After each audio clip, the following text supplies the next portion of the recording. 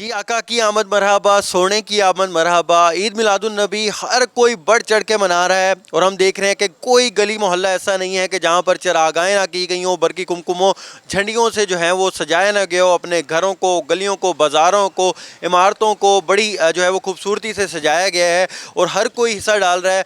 और जितने भी छोटे बड़े हर कोई यही चाहता है कि जनाब जब भी हज़ूर सल्लम का विलादत बासआदत जब भी होता है पूरा साल वेट करते हैं लोग और यहाँ पर अपनी अपने हिस्से से जो है वो अकीदत का एहतराम का जो है वो हिस्सा डालते हैं। यहाँ पर जब लोगों से हमारी बात हुई है तो उनका यही कहना है कि गलियों को सजाना हो या अपने घरों को सजाना हो, पूरा पूरा रात पूरा पूरा दिन एक एक हफ़्ता वो लगा देते हैं।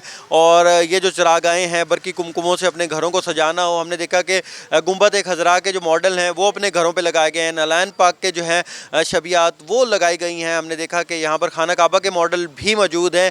तो मुख्तलिफ़ तरीके हैं, हर कोई अपने अपने अंदाज से जो है, किसी ने झंडियाँ लगाई हुई हैं, किसी ने फूलों से सजावट की हुई है।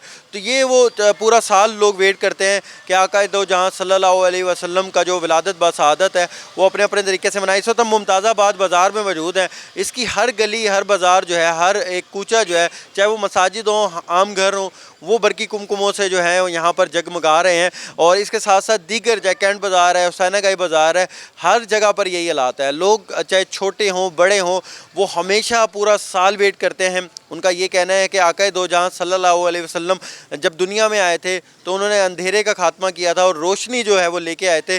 तो इसीलिए जो है वो चरागाहें करते हैं, बरकी कुमकुमों से अपने घरों को, मसाजिद को और घरों को जो है यहाँ पर सजाया जाता है। और ये जो सिलसिला है ये कई सालों से यहाँ पर जारी है और इनका यही कहना है कि पूरा साल वेट करते हैं और ये जो सिलसिला है वो मरते दम तक जारी रहेगा।